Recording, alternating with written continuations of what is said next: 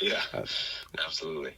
I stumbled upon some video you played with Graham Lesh, son of Grateful Dead bassist Phil Lesh, did some Dead tunes, Yeah. and that made a lot of sense to me because I feel like there are a lot of parallels between you guys and the Dead in that you write this great original material, but you're equally adept at churning out these thoughtful interpretations that take existing songs to entirely new places, almost the way the jazz guys would approach interpreting a standard back in the 40s and 50s. Hmm. What is your relationship with the music of the Grateful Dead? Do you go deep, like digging through bootleg shows? Is it more of a general appreciation? Because it's not an easy thing to wrap your head around necessarily. It took me many years to fully appreciate it. I don't.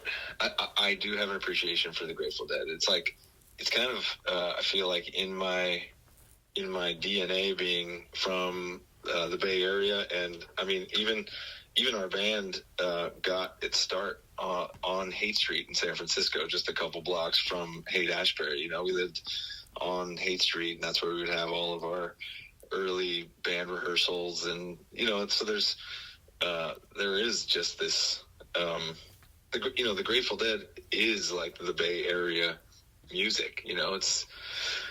So it's definitely in there, but I never did a deep dive. I definitely appreciate it, and I know a lot of Grateful Dead stuff, and I've played a bunch of Grateful Dead music, and had the super great fortune to play with Phil Lesh and Bob Weir on stage a couple times, Oh, and Graham wow. Lesh is and so it's like it's so awesome to be from the Bay and have that music be from here. But I haven't gone down the rabbit hole of like listening to 1973 and I'm trying to just drop it like a live show or something like that. But I'm sure it will come someday, but it hasn't yet. That's how I feel. It gets you when it gets you. I didn't understand it at all, and I became one of those obsessives.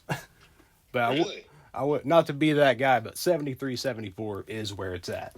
When you, but Nice. Okay, cool. Well, I know it's coming. I know it's coming someday, and I'm gonna just like the light bulb will flick on. But as far as like the cover thing too, I feel like yeah, they did a lot of the same kind of thing. They wrote some great songs, and yeah, they have and it's almost like some of those old standards or some old folk songs or bluegrass songs or things like that are like just part of their lexicon too, and it's I feel the same way, man. It's just like there's so much good music out there. I know some people like just don't even want to touch covering songs, and it's just I don't know the way that I grew up with music, and my brother who plays banjo in the band.